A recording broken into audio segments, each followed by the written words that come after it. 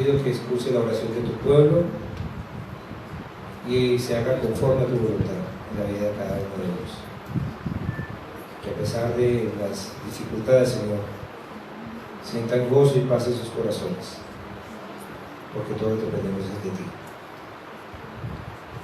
Te doy gracias por la vida de todos ellos, Señor, y los bendigo en el nombre del Padre, del Hijo y del Espíritu Santo. Amén. Bueno, hay un anuncio. ¿Ustedes ven la mesa que está allá junto a la oficina del pastor? Bueno, en esa mesa hay objetos olvidados. Hoy es el segundo anuncio que hacemos de esos objetos olvidados. Les pido el favor que al finalizar el servicio pasen y miren. Si hay algo que es suyo, por favor, tome y llévese. De lo contrario, pues ya prontamente haremos uso de esos para donaciones. Así de que ahí hay celulares, hay Biblias, hay libros, hay de todo. Entonces, por favor, acérquese y revise esta ropa, dice, pero nueva, con la marquilla y esto. Hay billetes de 20.000, si son suyos, pues ya.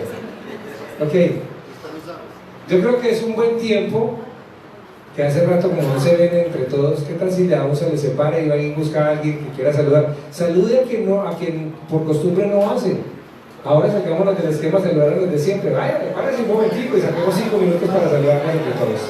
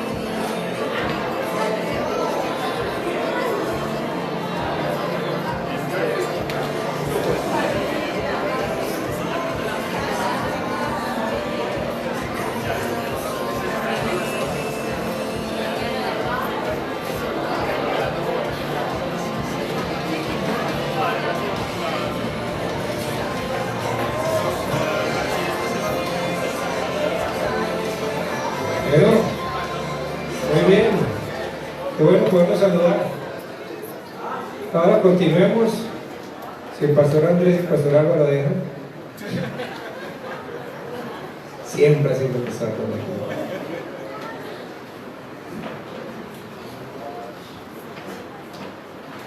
Invito a los anfitriones para que tomemos los diezmos y las ofrendas, por favor.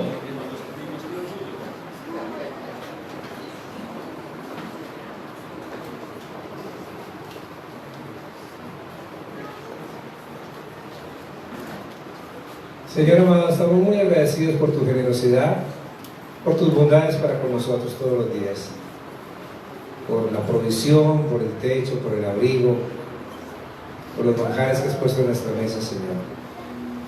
Y de la misma forma, Señor, queremos ser agradecidos por tanta misericordia que tienes con nosotros y dar parte de lo que nos das para tu obra, para tu reino, para que se extienda tu evangelio en esta tierra, Señor.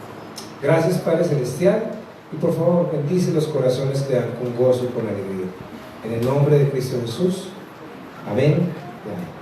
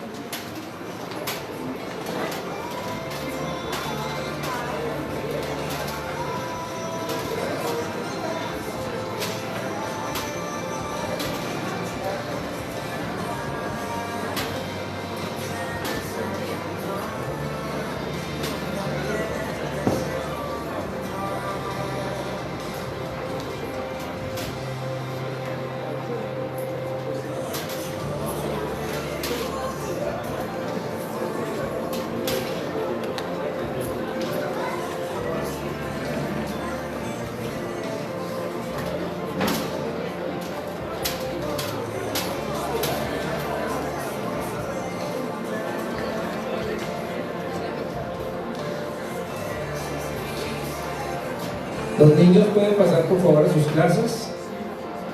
Papás, no dejen que los niños se queden aquí. Los profesores han tomado el tiempo de preparar clases hermosas para ellos, así de que por favor, motívelos y llévenlos hasta la cuna, hasta sus salones correspondientes. Todos los niños, por favor. Invito al pastor Andrés.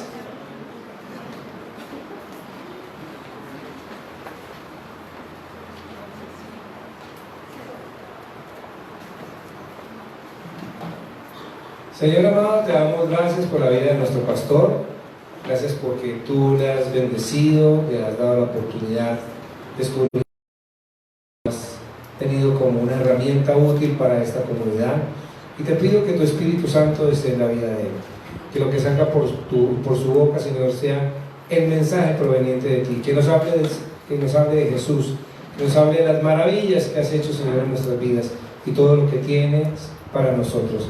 Yo le bendigo, Señor, en tu santo nombre y doy gracias por la vida de Andresito. En el nombre de Cristo Jesús. Amén.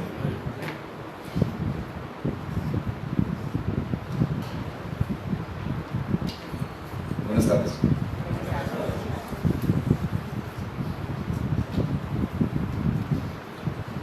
Vivimos en un mundo cargado de mentiras. Hay mentiras para todo. Hay mentiras de todos los tamaños, consistencias y sabores. Hay mentiras simples, que comúnmente nosotros llamamos mentiras piadosas, ¿sí? Pero también hay mentiras en cadena que generan otras mentiras y envuelven a la persona y su vida.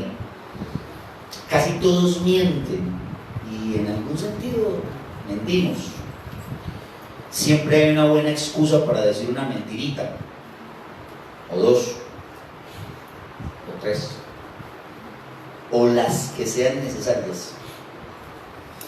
Nos dicen mentiras diciéndonos que las cigüeñas traen a los niños, quién sabe de dónde. Nos dicen grandes mentiras cuando nos van a aplicar una inyección haciéndonos creer que no nos va a doler. O cuando nos toca tomarnos un jarabe que sabe horrible. ¿Quién no le tocó comer emulsión de Scott con aceite de hígado de bacalao?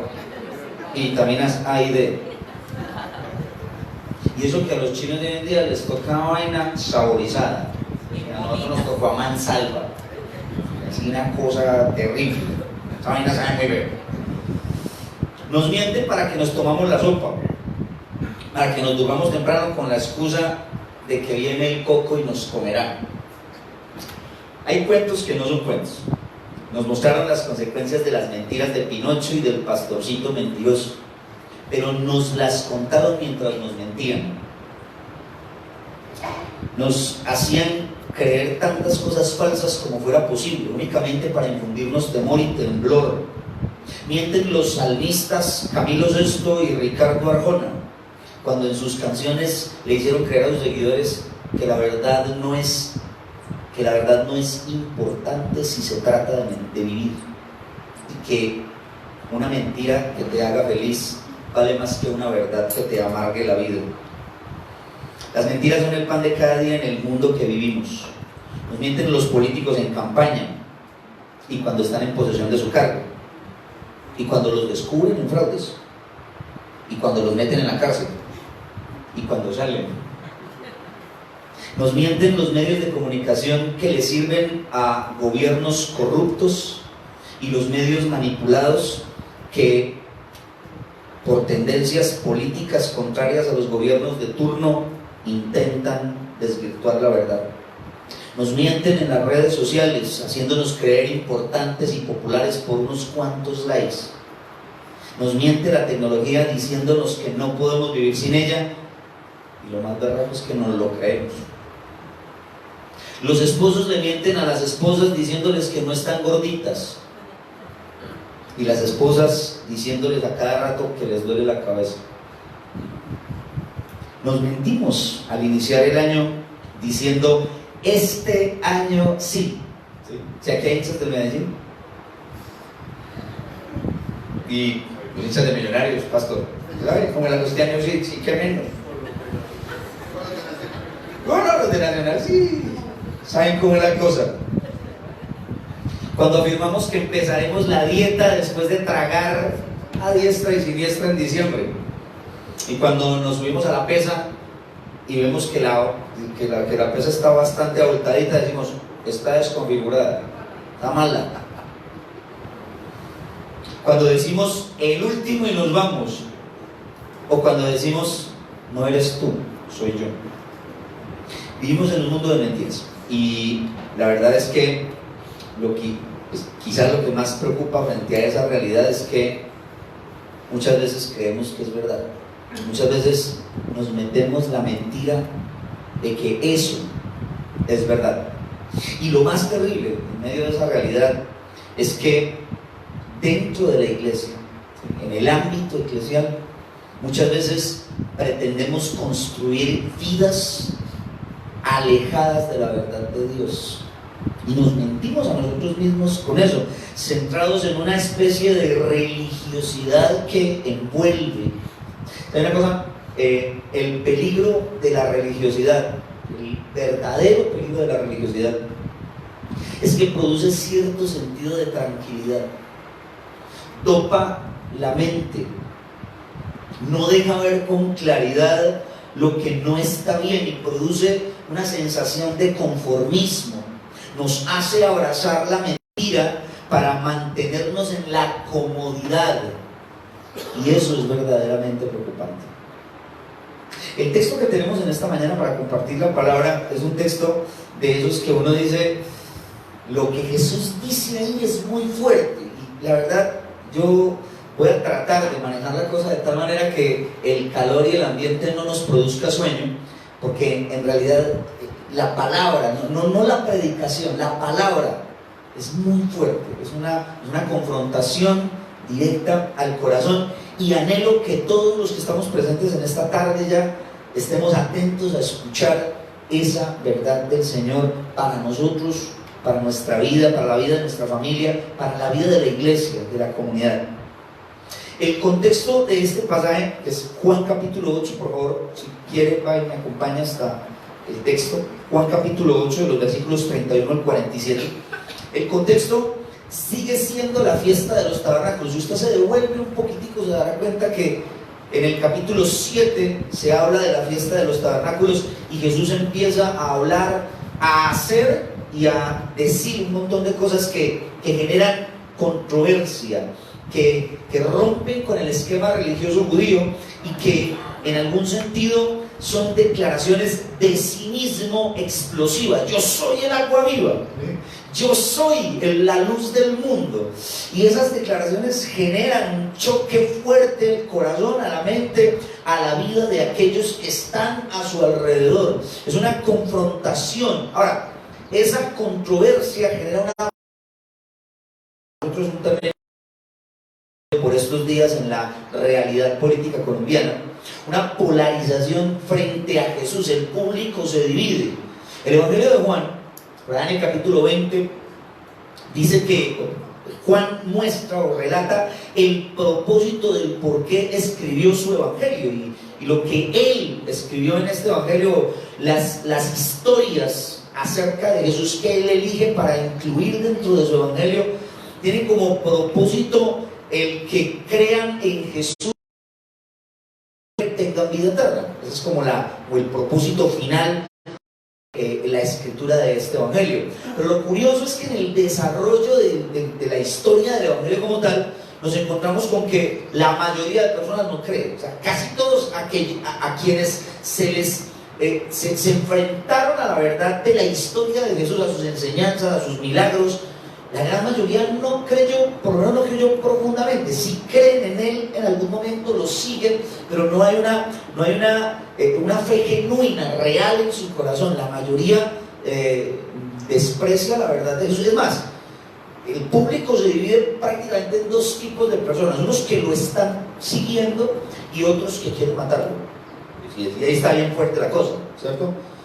Es a ellos a los que Jesús les habla de esta palabra, que es una palabra, como les decía hace un momento, sumamente fuerte. Juan capítulo 8, vamos a leer de los versículos 31 al 47 para mirar, observar el texto de manera general, y enseguida vamos a mirar la proposición, la propuesta que tenemos a través de este pasaje.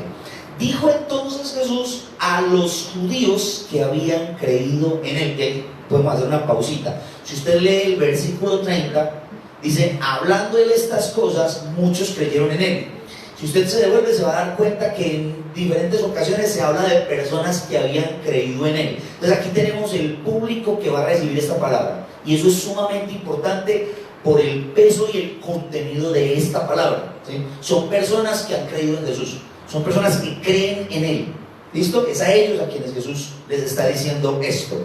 Si vosotros permaneciereis en mi palabra, seréis verdaderamente mis discípulos, y conoceréis la verdad, y la verdad os hará libres.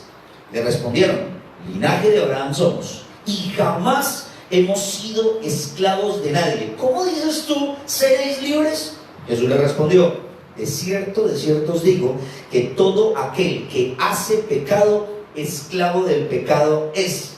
Vamos a dar cuenta que ahí la referencia de hacer pecado no es simplemente el que peca, todos somos pecadores, sino más bien el que tiene una constancia, una práctica constante del pecado. Ahorita lo vamos a mirar en el desarrollo de la predicación. Y el esclavo no queda en la casa para siempre, pero el Hijo sí queda para siempre. Así que si el Hijo os libertare, seréis verdaderamente libres. Sé que sois descendientes de Abraham, pero procuráis matarme, porque mi palabra no haya cabida en vosotros. Yo hablo lo que he visto cerca del Padre, y vosotros hacéis lo que habéis oído cerca de vuestro Padre. Entonces eso genera polémica. Arranca la respuesta de los judíos que habían creído en Jesús. Respondieron y le dijeron, nuestro padre es Abraham. Y Jesús les dijo, si fueseis hijos de Abraham, las obras de Abraham haríais. Pero ahora procuráis matarme a mí, hombre que os he hablado la verdad, la cual he oído de Dios. No hizo esto Abraham. Vosotros hacéis las obras de vuestro padre. Entonces le dijeron, nosotros no somos nacidos de fornicación, un padre tenemos que es Dios. Jesús entonces les dijo, si vuestro padre fuese Dios, ciertamente me amaríais, porque yo de Dios he salido y he venido, pues no he venido de mí mismo, sino que Él me envió. ¿Por qué no entendéis mi lenguaje? Porque no podéis escuchar mi palabra. Vosotros sois de vuestro padre el diablo, y los deseos de vuestro padre queréis hacer. Él ha sido homicida desde el principio y no ha permanecido en la verdad, porque no hay verdad en él. Cuando habla mentira, de lo suyo habla, porque es mentiroso y padre de mentira. Y a mí, porque digo la verdad, no me creéis. ¿Quién de vosotros me redarguye de pecado? Pues si digo la verdad, ¿por qué vosotros no me creéis? El que es de Dios, las palabras de Dios oye. Por esto no las oís vosotros, porque no sois de Dios. Tenemos el texto. Agárrese de la silla, que la cosa es compleja. Jesús confronta la fe de su pueblo, de las personas que lo están, que por lo menos están diciendo que creen en él, ¿cierto? Y en este momento se dirige a ese grupo específicamente para hablarles al corazón y para hablarles frente a frente. Esto es un tema de confrontación. Esto no es un tema de pañitos de agua tibia, de llevar las cosas por las ramas. No. Esto es un tema de enfrentar el todo por los cachos, de frente, de verdad. Y presentar la verdad frente a lo que se cree. La religiosidad genera esas sensaciones de ciertas, entre comillas, verdades. Y lo que aquí vamos a tratar de entender es precisamente eso. Lo que Jesús confronta a través de lo que le dice a este grupo de personas son, por lo menos es lo que vamos a resaltar en este sermón, en esta predicación, 3 mentiras que les ha hecho creer a este grupo su religiosidad, lo que les ha hecho creer que es verdad, pero que en el fondo no lo es. 3 mentiras que necesitan identificar y sobre todo erradicar de sus vidas. Y esto lo vamos a ver a través de las confrontación que Jesús va a hacer con ellos. La primeramente, son larguitas, pues para quienes toman notas, traten de agarrar, no voy a hablar muy rápido, pero para que trate usted de agarrar cada una de esas mentiras, cómo se identifican y qué es lo que Jesús dice con relación a cada una de ellas. La primera mentira: es posible tener una fe verdadera sin creer plenamente en Jesús como Hijo de Dios. Para repetir esa mentira: tener una fe verdadera sin creer plenamente en Jesús como Hijo de Dios. Ojo, recordemos, el marco de esta confrontación no son las multitudes, no son los X, no son los líderes religiosos, no. El marco de esta confrontación es un grupo de personas, no sabemos cuántas, que ha creído en Él, que ha dicho que cree en Él. Dentro de la multitud, un grupo de personas que ha creído en Jesús. Ahora, podemos afirmar a partir de esa realidad que aunque ellos han creído en los milagros, han visto las palabras, han escuchado las palabras de Jesús y se han identificado con eso, lo han visto en su testimonio de vida, en lo que Él es como persona, han entendido eso y lo han reconocido como verdadero, en el fondo no tenían una plena confianza en Él, no lo habían identificado como el Hijo de Dios, no habían entendido quién era ese que estaba ahí diciendo: yo soy la luz del mundo. No lo habían entendido, no habían comprendido esa realidad en medio de sus vidas. Podemos afirmar entonces que no es suficiente pensar que Jesús es verdad. Es lo que Jesús les está diciendo en el versículo 31. Si vosotros permaneciereis en mi palabra, seréis verdaderamente mis discípulos y conoceréis la verdad, y la verdad os hará libres. Y miren lo que dice en el versículo 34 y 34 al 36. Es cierto, les digo que todo aquel que hace pecado, esclavo del pecado es, y el esclavo no se queda en la casa para siempre, el Hijo sí queda para siempre. Así que, si el Hijo os libertare, seréis verdaderamente libres. Aquí tenemos uno de los puntos básicos, la base del Evangelio. Jesucristo es el Hijo de Dios, el Salvador. Si no creen en esa realidad, no son mis discípulos. Si no creen en esa realidad, no son verdaderos creyentes. Su fe es una fe débil, falsa. Eso es complicado de entender, pero forma parte de la realidad de lo que la fe presenta frente a nuestros ojos y a nuestro corazón. No es suficiente con pensar que es la verdad, es permanecer en su palabra. No es suficiente con creer que es verdad, es ser discípulos suyos, seguir sus pasos, es conocer la verdad, amar la verdad, tener clara la verdad en la mente y en el corazón, que se vuelve la base de la fe. Es ser libres del pecado y de la muerte, porque se ha entendido con claridad quién es Él. Mire que 2020 vamos a tener un énfasis muy fuerte en el desarrollo de la predicación del mensaje desde el púlpito y desde los diferentes grupos. Este es el Evangelio de Jesucristo. ¿Qué es lo que nosotros predicamos? Es la pregunta que nos tendríamos que hacer. Es hacia allá, hacia donde nosotros tenemos que enfatizar la realidad de lo que hablamos. Jesús es la base del Evangelio. El año pasado, en una de las predicaciones, el pastor presentó una frase que habíamos conversado en el entorno del equipo de homilética. Si Jesús no es suficiente para ti, Dios no tiene nada más que ofrecerte, absolutamente nada más. Cristo es la base del Evangelio. Así que nosotros no podemos comernos el cuento, comernos la mentira de que es posible tener una fe cristiana sin poner todo lo que somos en la persona de Jesús. Eso es absurdo. Si usted hoy está ahí sentado y no ha puesto su corazón, su confianza, su esperanza, su seguridad en aquel que se encarnó, que vivió en medio de los pecadores, que murió en la cruz y que al morir murió para perdonar los pecados y resucitó para vida eterna. Si usted no tiene claro eso, que es el mensaje del Evangelio de Jesucristo, que es la verdad que se proclama desde la Escritura en la persona de Jesús, su fe es una fe falsa. Y yo sé que eso suena incómodo, pero es la realidad. Piense en la expectativa de este grupo de personas que dicen, creemos.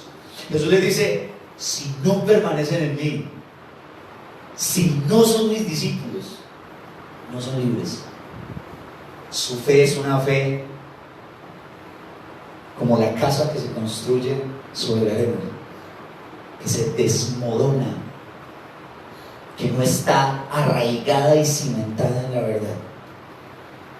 ¿A quién predicamos? ¿Cómo pretendemos construir una fe sin evangelio?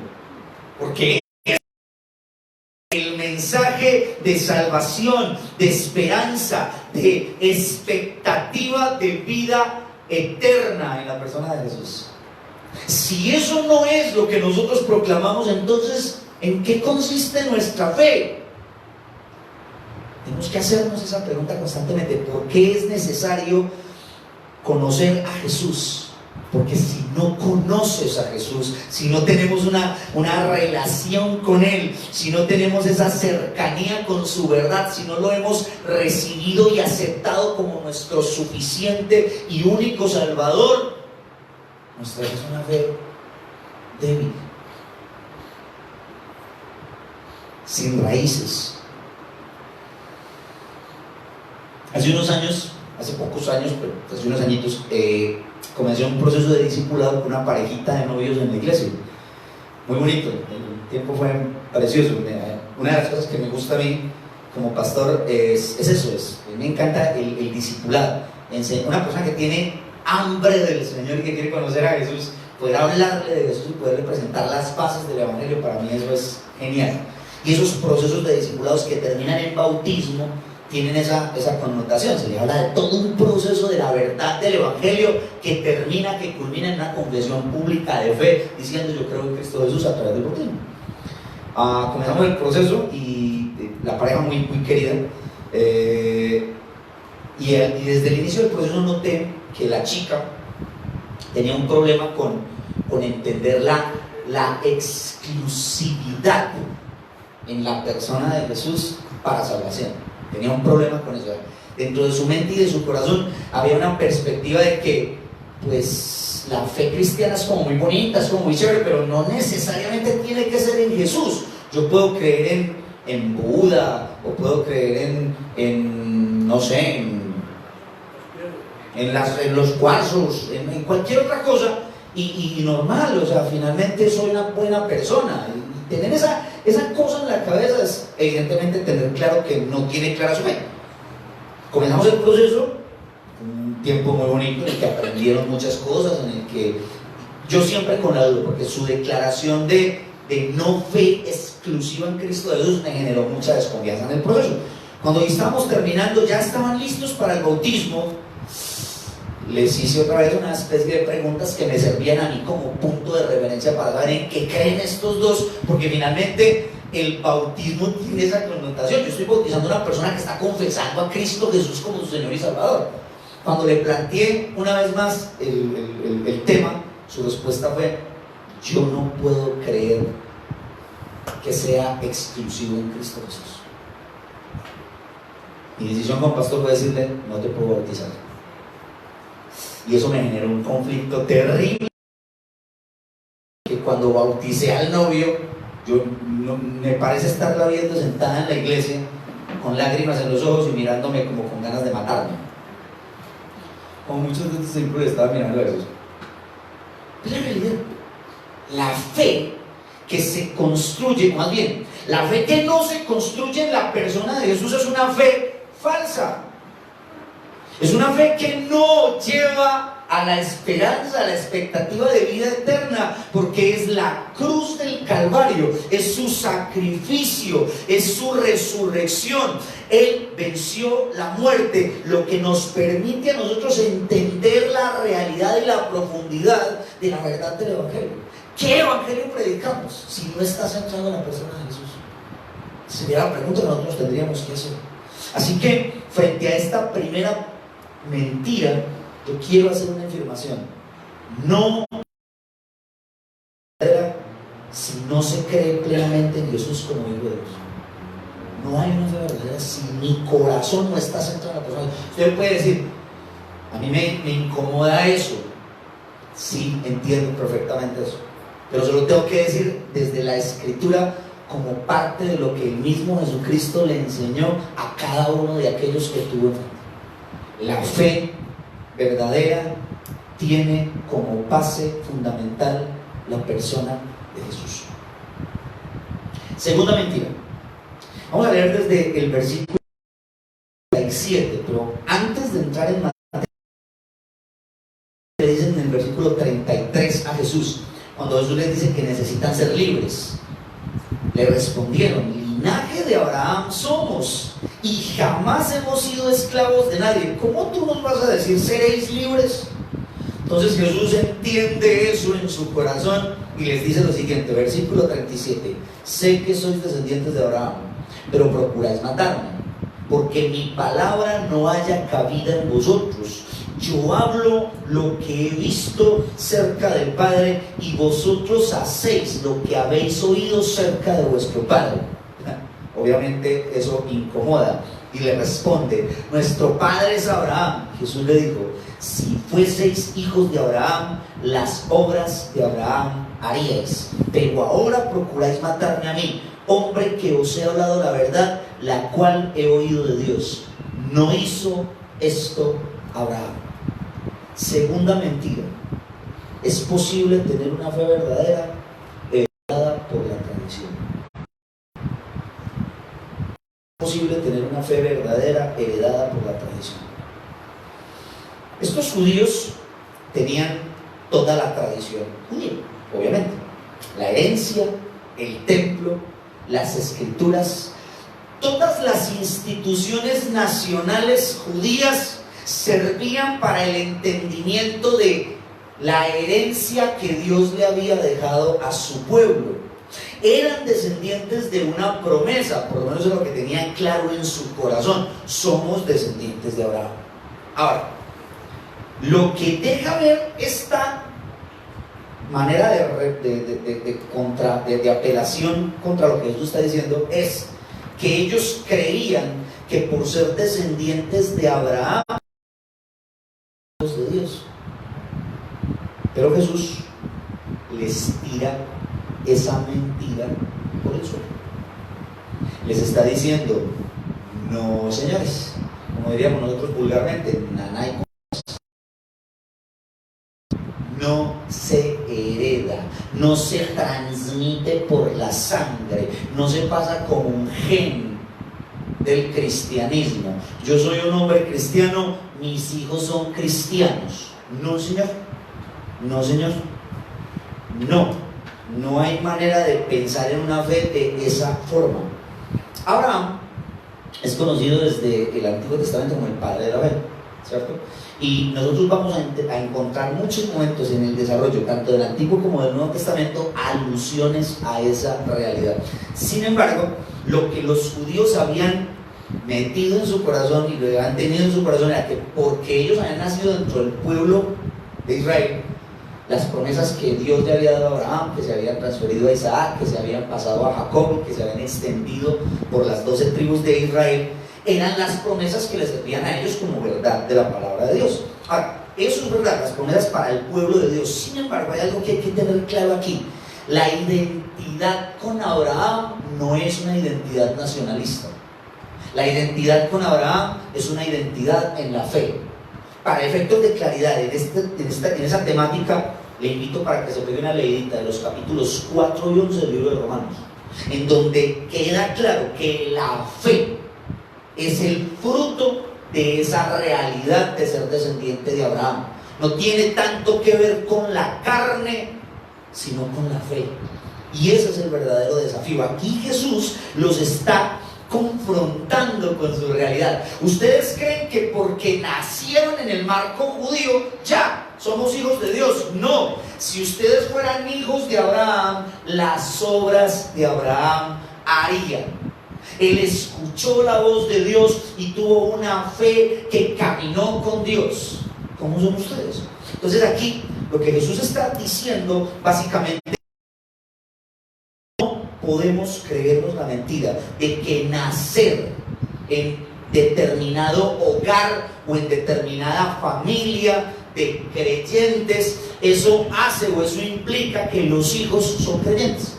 Piensen usted lleva mucho tiempo aquí en la iglesia, años asistiendo, trae a sus hijos, mire los que los tiene a su lado, ¿cierto? Ahí están, usted los trae a veces obligados, si a veces el chino no quiere, usted o nos vamos o no nos vamos, luego usted no lo deja en la casa. Y pues esta es parte del trabajo que tiene un papá con la formación de fe de sus hijos. Pero hay cosas bien interesantes frente a eso. Mire, jamás en la vida piense que un hijo es un cristiano de cuna. Entonces, yo los he escuchado, mis hijos o ellos mismos dicen, yo nací en la iglesia. A no ser que por una situación específica, que de pronto la mamá estaba aquí ese día y de pronto tuvo dolores de parto, no alcanzaron a sacarla y nació aquí, vale. Entonces eso es una mentira. Nadie nace cristiano. Ese es el punto. Ninguno. Sus hijos nacieron en un hogar cristiano, en un hogar de padres cristianos, pero necesitan su vida enfrentarse a la realidad de conocer a Jesús. Un amigo mío, pastor, que aprecio muchísimo, ¿sí? Un hombre fiel al Señor, cuando su hijo mayor nació, Martín se llama el niño, cuando Martín nació, él publicó en una de sus redes sociales una frase que me cautivó el corazón. Padre, tú me has prometido ver nacer a mi hijo, ahora te ruego que me permitas algún día verlo nacer. Ese es el anhelo del corazón de un padre que sabe las implicaciones de la verdad de Jesucristo para la vida de sus hijos. Así que enséñale el evangelio a sus hijos. Tráigalos a la iglesia, sí, pero viva el evangelio en la intimidad de su casa. Que sus hijos miren la verdad del evangelio, lo que el evangelio hace en el corazón de aquellos que aman al Señor. Que sus hijos se antojen, como dice Chuchito, ahora se me parece genial, que se antojen de la verdad de Cristo y que quieran vivir y amar la verdad del evangelio. Miren, papás, muéstrenle con urgencia a sus hijos la necesidad de creer verdaderamente en Jesús. Que sus hijos no crean que porque vienen a la iglesia los domingos obligados, ya yo soy parte de la comunidad, ya yo soy creyente. La fe no se transfiere de esa manera, hermanos. La fe no se transfiere porque usted traiga un hijo a la iglesia. A mí les contaba esta mañana que de la iglesia donde yo vengo hay una familia que recuerdo mucho, una familia muy bonita, pero que tenía una cosa que a mí me parecía como muy curiosa. Resulta que ellos tenían un negocio con los hijos, tenían 3 hijos, tenían un negocio con los hijos, y era que ellos le pagaban a los hijos para ir al culto. Así, bacana la cosa. Tenían un negocio ahí cuadrado, los pelados negociaron con los papás esa situación, y era una cosa estructurada, organizada. Llevaban hoja de cálculo y todo el cuento, contaban la vaina. Al final del mes el chino se acercaban del papá a pedir la mesada y le decía, espera un momentico, hermano, usted faltó tal domingo. Papá, pero es que está en la universidad. Negocios son negocios, hermano. Usted no fue, esa plata se la descuento, ¿cierto? Y eso suena como charro, pero eso tiene su trasfondo, ¿cierto? Claro, yo sé que hay papás, usted puede pensar, claro, pues como el pastor tiene 2 niños chiquitos que esos chinos sí o sí los tiene que traer al culto, ¿sí? A mí me toca trabajar la vaina con el pelado. Yo sé que es muy difícil, yo no estoy diciendo eso, yo no estoy diciendo que no, yo lo que le estoy diciendo es, no se conforme con pensar que su hijo es un creyente porque viene acá cada domingo. No se conforme con eso. Ore por él, muéstrele la verdad del evangelio, estórbele en lo que le tenga que estorbar. Yo a veces creo que los papás no les tocan mucho a sus hijos, porque ya son adolescentes, porque ya están muy grandes, porque quieren hacer lo que les da la gana. No, estórbele. Usted el papá, usted la mamá. Estórbele y muéstrele la verdad del Evangelio e invítelo a que se encuentre de verdad con Jesús. La fe no se hereda, la fe no se pasa de esa manera. ¿Ustedes reconocen este librito? Claro, maravilloso. El devocional es un libro bastante bonito que tiene diferentes pautas primero de la importancia de la intimidad con el Señor, toda una defensa de esa realidad de lo que significa tener una relación y una intimidad constante con el Señor, y después una especie de método de estudio que le invita a tener una relación con el texto y a conocer mejor la palabra del Señor. A veces yo siento que la iglesia se ha convertido en muchos momentos, o ha convertido este tipo de elementos, de herramientas que son sumamente valiosas, en una cosa religiosa. Hacer el devocional solamente no le garantiza que usted sea cristiano, que su fe sea verdad, porque usted lo hace por tradición, como una tradición vacía. Ojo con eso. Estamos enfrentándonos a una generación que asiste a la iglesia pero que no es cristiana. Viene y está aquí y esas tradiciones son hasta lo más de bien educados los muchachos. Hola, pastor, ¿cómo está? Normal, muy bonito, pero su corazón está lejos del Señor. Y aquí nosotros necesitamos hablar de un evangelio que trasciende a la vida, que cambia, que transforma, que hace diferentes las cosas. Miren, muchachos, jóvenes, los más jóvenes de la iglesia, que ahí tienen a su papá, que posiblemente el papá le está pegando con el codo. Sí, generalmente uno se da cuenta de eso. Escucha. Pelados, ustedes necesitan creer en Jesús. Eso de venir a la iglesia cada domingo, no es solo eso. Necesitan poner su confianza en la cruz, en aquel que murió por usted para salvarlo. Y si no cree en eso, su fe no es una fe verdadera. Así que podemos decir, en esta realidad de lo que Jesús le está diciendo a estos que ponen a Abraham como padre suyo, no es posible tener una fe verdadera heredada por la tradición. Se necesita tener una relación, y eso es lo que nos lleva al tercer punto. Mira lo que pasa cuando Jesús le dice eso a este grupo de personas. Entonces Jesús les dijo: si vuestro Padre fuera Dios, ciertamente me amaríais, porque yo de Dios he salido y he venido, pues no he venido de mí mismo, sino de él que me envió. Versículo 43. ¿Por qué no entendéis mi lenguaje? Porque no podéis escuchar mi palabra. Y los deseos de vuestro padre queréis hacer. Él ha sido homicida desde el principio y no ha permanecido en la verdad, porque no hay verdad en él. Cuando habla mentira, de lo suyo habla, porque es mentiroso y padre de mentira. Y a mí, porque les digo la verdad, no me creéis. ¿Quién de vosotros me redarguye de pecado? Pues si digo la verdad, ¿por qué no me creen? Versículo 47. El que es de Dios, las palabras de Dios oye, y por esto no las oís vosotros, porque no sois de Dios. La tercera mentira que Jesús está tirando por el suelo es que es posible tener una fe verdadera ni con Dios.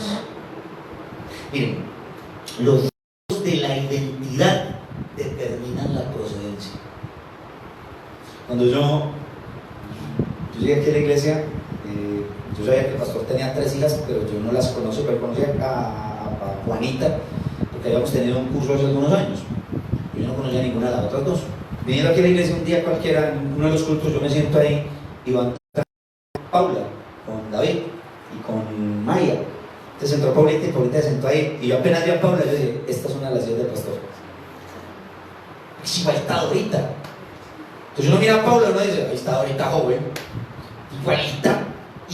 la misma cara, las mismas expresiones. Yo las veo juntas y yo digo, ay Jesús, dobles, se parecen mucho, es exagerado, porque es precisamente esa realidad. La identidad determina la procedencia. Usted ve mis dos niños, los dos monitos que corren por ahí, puro papá, mismo color de piel, misma nariz así respingadita, ¿sí? Mismo pelo, igualitos, puro papá. Lo que Jesús le está diciendo a este grupo de personas, otra vez, que han creído en Él, es que ustedes no se parecen a Dios, más bien se parecen al diablo. Y eso es muy fuerte. Miren cómo los identifica. Vosotros sois de vuestro padre el diablo, es el versículo 44. Y los deseos de vuestro padre queréis hacer. Él ha sido homicida desde el principio y no ha permanecido en la verdad, porque no hay verdad en él. Cuando habla mentira, de lo suyo habla, porque es mentiroso y padre de mentira. Es una radiografía del corazón, les desnuda el corazón y los confronta. Ustedes no me aman, ustedes quieren matarme, ustedes son mentirosos, no escuchan la palabra de Dios. Y todas esas son características no de aquellos que aman a Dios, sino de otro padre.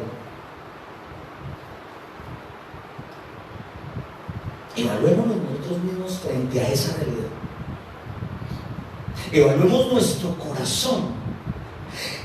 Una de las cosas más terribles es precisamente esa.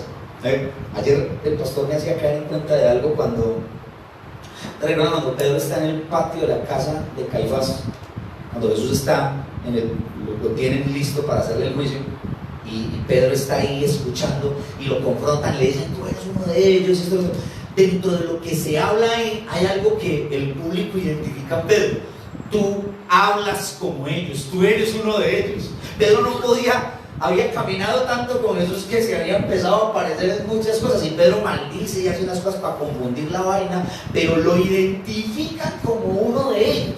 La identidad es una característica profunda de esa realidad de relación con Dios. Es posible que muchos de los que estemos aquí, si hoy nos hacemos una prueba de ADN, nos damos cuenta que somos hijos del lechero. La religiosidad carece de identidad, y la falta de identidad demuestra ausencia de relación. Ahorita yo hablaba del devocional desde un punto de vista religioso. La realidad es que nosotros tenemos que venir a la palabra para encontrarnos con el Jesús que se revela en la palabra. La palabra es la que nos va a llevar a nosotros como una guía para entender quién es Él. Y el devocional se convierte en un punto clave de la vida del cristiano precisamente por eso, porque nos invita al encuentro, nos invita a caminar con Él, nos invita a identificarnos con Él, a seguir sus pasos. Si esto lo volvemos una cosa religiosa, pero el devocional debe ser vida. Podemos afirmar a partir de eso que un cristiano no se identifica porque siempre haga el devocional, pero un cristiano verdadero siempre hace el devocional. Siempre tiene clara su necesidad de dependencia de la verdad de Dios. Por eso Jesús les dice de manera tan clara y contundente: ¿por qué no entienden mi lenguaje? Porque no pueden escuchar mi palabra. Y al final, el que es de Dios, las palabras de Dios oye. Por eso no las oís vosotros, porque no sois de Dios. La realidad es que la palabra de Dios empieza a calar en el corazón, en la mente, en la vida del creyente, y su vida empieza a ser transformada. No somos hijos de Dios si no tenemos rasgos característicos de Dios que nos identifiquen con Él. Miremos nuestro corazón, miremos las intenciones de nuestro corazón y preguntémonos: ¿de quién somos hijos? ¿De quién eres hijo? Piensa en lo que vives, en lo que eres, y piensa: ¿de quién soy?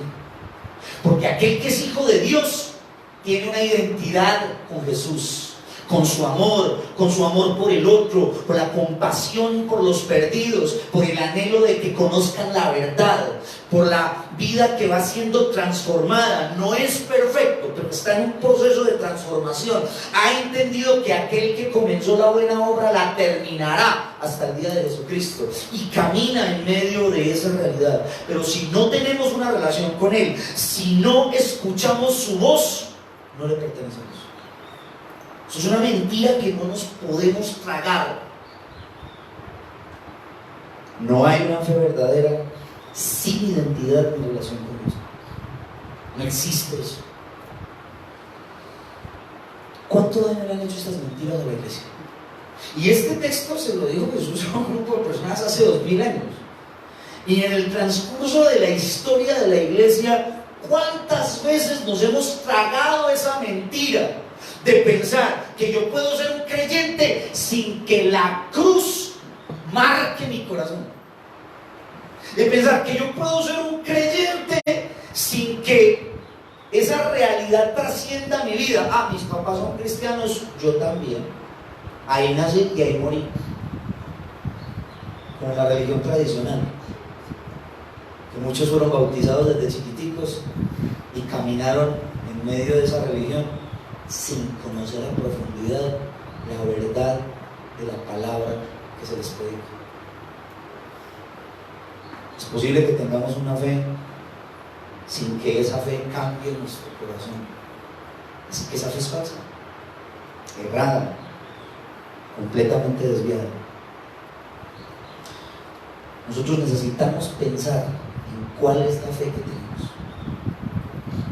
porque para muchos de nosotros nuestra fe es una fe de empaque, pero no de contenido, muy superficial, pero no profunda.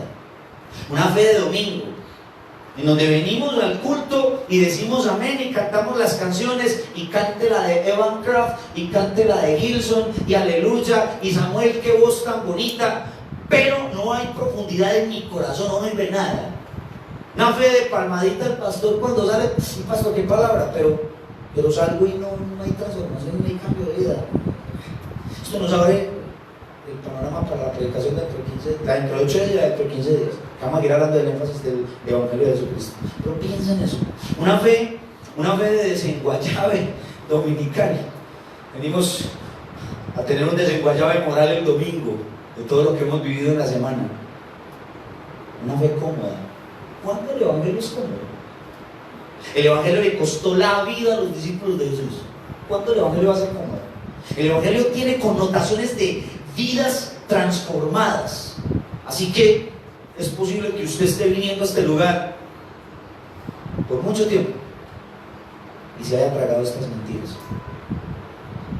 Yo espero que esta palabra en esta tarde haya llegado a su corazón y se una conmigo en la petición de una de las canciones de Santiago Benavides. Santi, yo escuché esta canción acústica muy bonita hace unos años. Oración por mis hijos. Que te amen, Señor, que te amen. Que su gran ambición seas tú. Que trasnochen soñando tu reino de justicia, verdad y virtud. Yo quiero trasladar esa oración para la iglesia. Que lo amemos con todo el corazón. Que entendamos que la fe trasciende. Que no es una cosa religiosa. Que es una realidad que cambia completamente la vida. Y pensando en eso, quiero invitarlo para que se pongan en pie y oremos.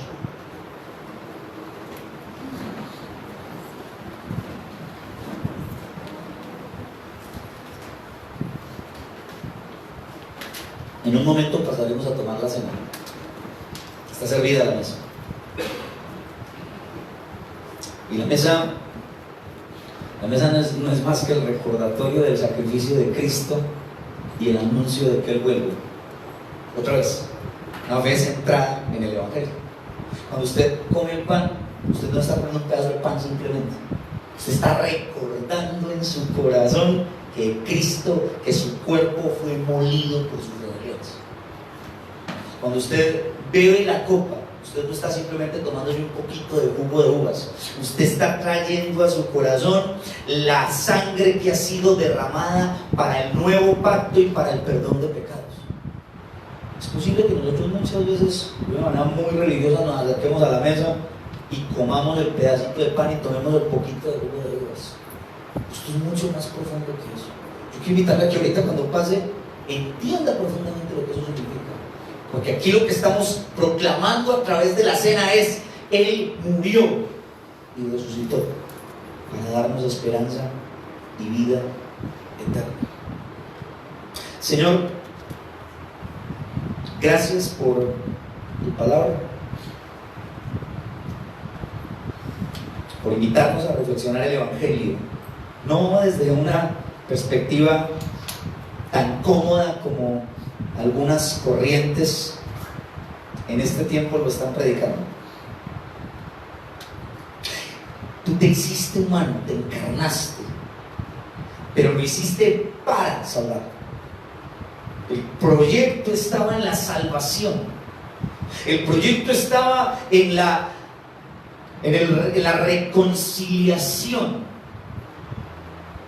entre los pecadores y el Dios de la gloria. No podemos perder eso de vista. Si estamos en este lugar y nuestra fe no está centrada en ti, nuestra fe no es una fe verdadera. Si no te hemos reconocido como nuestro Señor y suficiente Salvador, nuestra fe es una fe falsa. Cualquier viento derribará esa casa.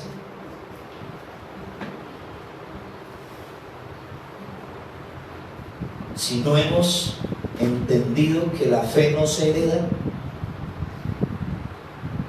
y nos sentimos muy cómodos asistiendo cada domingo, este es un día para venir a ti, Señor, y para entender que no es la fe de mi papá la que me va a salvar. Y para entender que realmente estoy en un estado de condenación, porque eso ya no se predica. Hoy necesitas, si no has creído en Jesús, pero vienes tradicionalmente a la iglesia, hoy necesitas abrir tu corazón y decirle al Jesús, al Señor Jesucristo: sálvame, te necesito.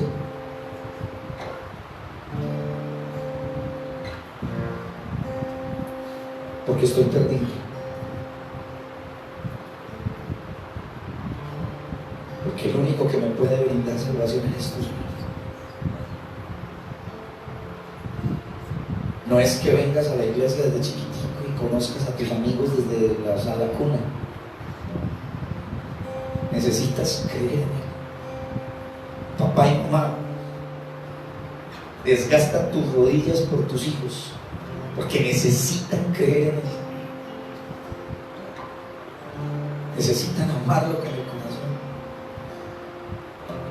La fe no se pasa por una herencia tradicional. Necesita de vida. Es posible que creas que tu fe es verdadera sin identidad y sin relación con Dios. Y yo en esta tarde te quiero decir: eso es imposible. Es imposible construir una fe real si no nos parecemos a aquel a quien decimos llamar Padre. Hoy necesitas venir a su presencia y tener una relación profunda con Él, para que tu vida sea transformada y mostrar rasgos reales, características reales de Dios en ti, en mí.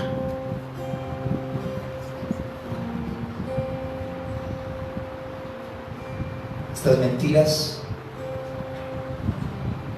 presentan una verdad parcial. Y una verdad parcial es una mentira completa que tantas veces nos tragamos y a las que tantas veces les decimos amén.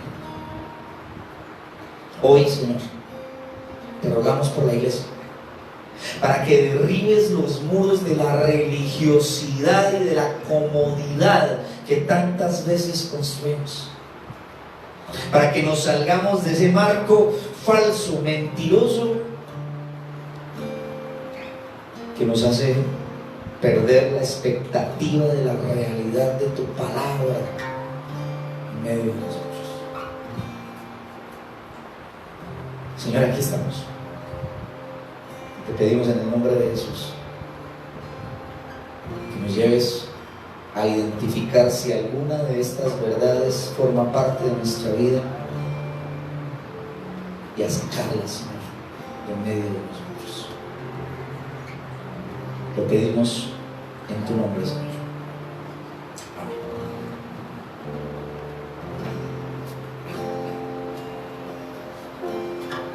Tomar asiento, por favor. Creo que empezamos bien el año, ¿cierto?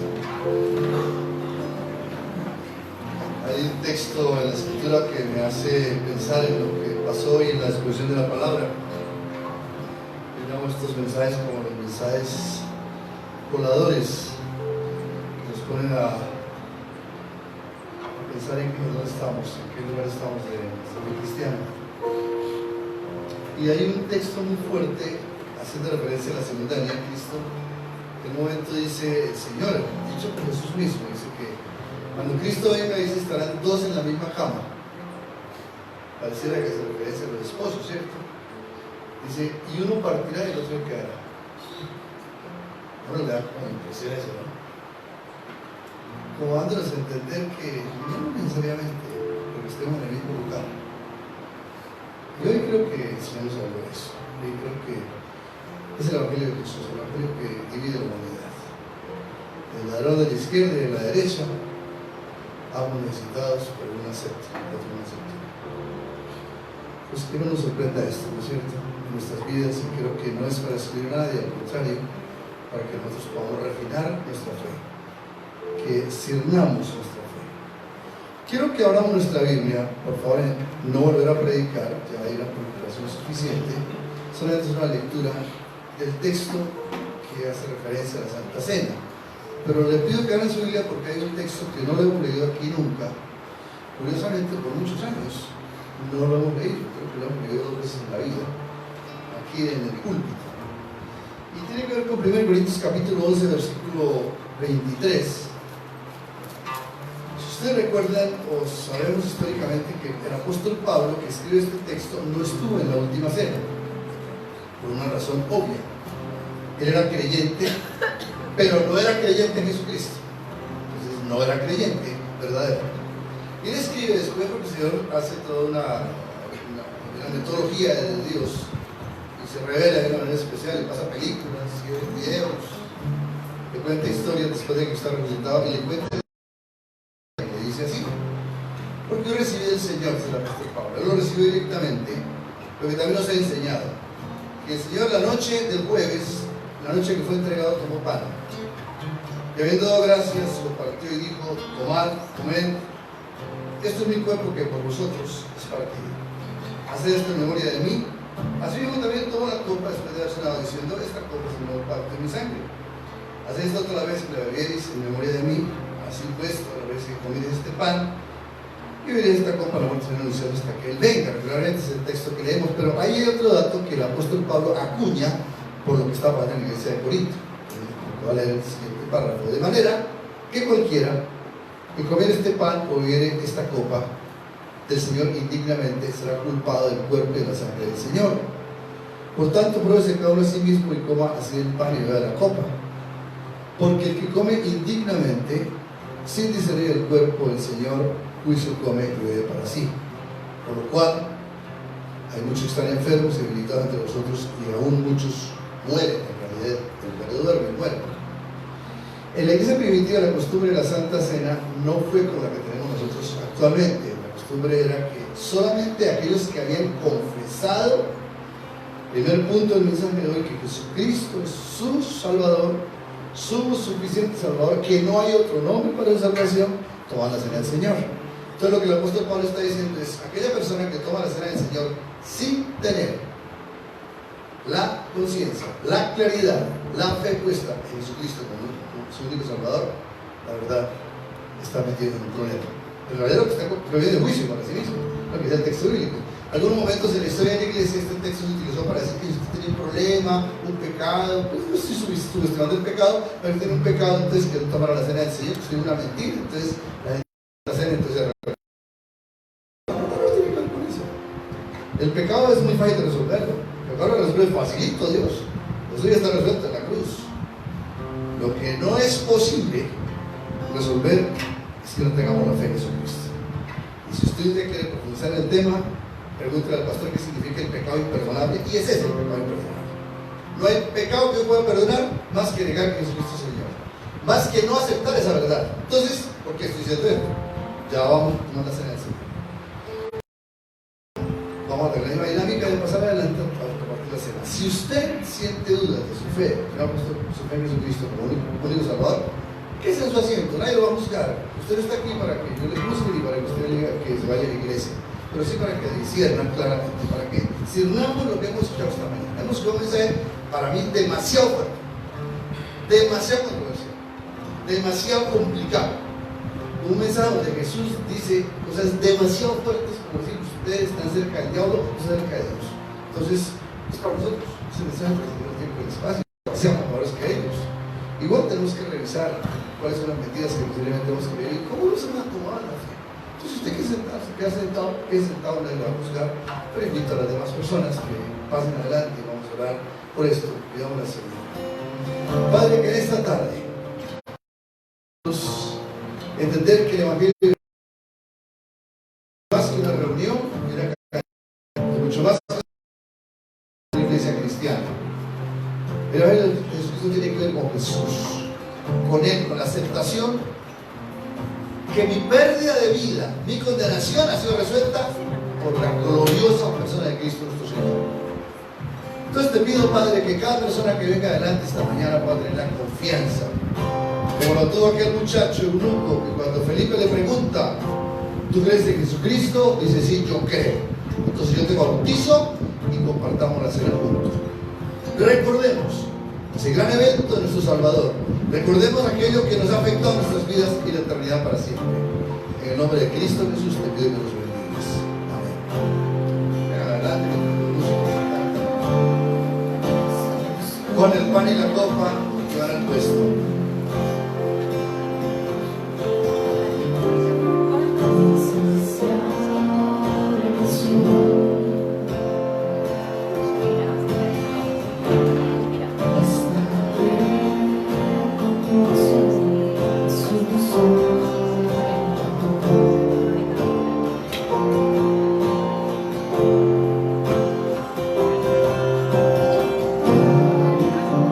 Somos los amores.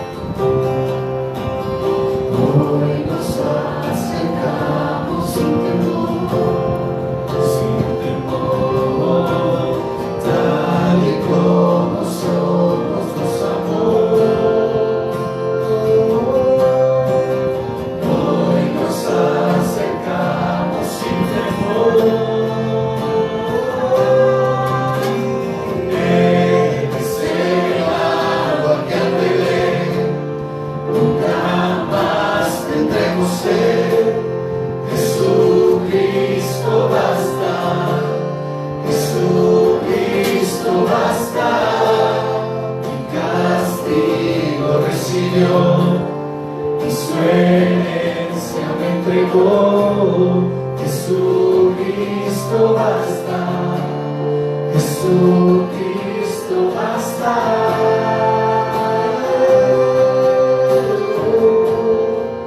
Jesucristo basta.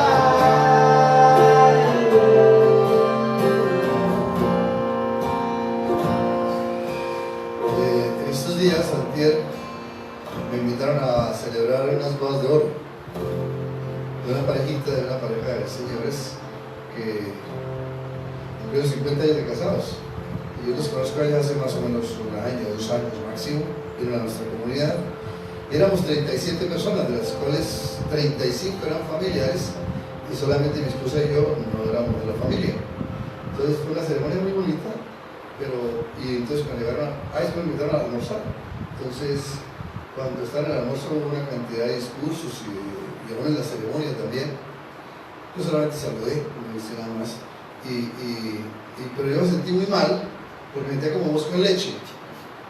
Porque todo el mundo decía, entonces cuando el abuelo, cuando el tío, cuando el primo, cuando el hermano, y ahora la estrella, 20 años, 25 años, yo apenas... Yo sentía que no tenía que estar ahí. Yo creo que me invitaron como que les dio pena, vieron cara de hambre, entonces me invitaron a comer. Entonces, es lo que pasa con la cena del Señor, la verdad. Si usted viene a la cena y no sabe qué está cenando, usted está colado, como yo estaba colado en esa reunión. Cuando usted come el pan, literalmente lo que usted está diciendo es, el apóstol, el profeta Isaías dice, 700 años antes de que Cristo vino a la tierra, dice que Él fue molido por nuestros pecados. Cuando usted come el pan, lo que está hablando es que hubo en la cruz un cambiazo, y que lo que a usted le correspondía matarlo, lo mataron a Él. La muerte que usted merecía por su pecado, la tuvo Él. Eso es lo que significa comer el pan. Entonces, usted está celebrando hoy las bodas, su relación con Dios para decir, gracias Señor porque no me mataste como mataste a tu hijo. Entonces, come el pan para hacer gratitud. Dígale, gracias Señor.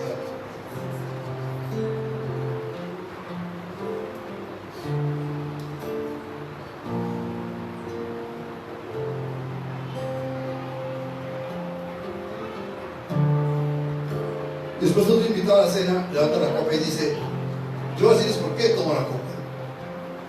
Y cada cristiano que levanta la copa está recordando, ¿por qué tomo la copa? Porque el apóstol Juan, en su primera epístola, dice que la sangre de Jesucristo es suficiente para limpiarnos de todo pecado y de toda maldad. Lo que hace el efecto de la sangre de Cristo es que nos limpia y nos deja sin pecado. No te una cosa es que no nos tocó morir. Otra cosa es que ahora, porque aún nuestra muerte ni siquiera hubiese pagado los pecados, que necesitaba una condición especial que hubiera sido alguien sin mancha, no solamente es el juicio. Entonces ahora lo que hace la copa es recordar, nos levantamos la copa, estamos recordando, gracias porque tú me ves limpio. Esa es mucha gracia de Dios. Lo que llamamos el pacto de la gracia, el pacto de la limpieza, que usted y yo siendo como somos, usted y yo sabemos cómo somos, ¿sí? No tiene que mandar razón ni que nos busque. Somos pecadores y que tenemos un corazón amañado, dañado, que tiene malas intenciones en muchas cosas, aunque hemos crecido en muchas otras, pero que si usted llegara a morir hoy, llegaría a la presencia de Dios y Dios le dijera, siga completamente libre porque usted está limpio. Señor, ¿y no te diste cuenta de lo que dije ayer? ¿Te acuerdas lo que pensé el pastor cuando estaba predicando? ¿Qué tipo tan harto y tan largo? ¿Te acuerdas? ¿Te acuerdas, Señor? La sangre lo quitó. Para Dios el pecado no es problema, lo solucionó la sangre de Cristo. ¿No está agradecido por eso? Invitado a las bodas para decir, estoy agradecido por eso. Yo tengo razón para tomar la copa. Toma la copa de la gratitud.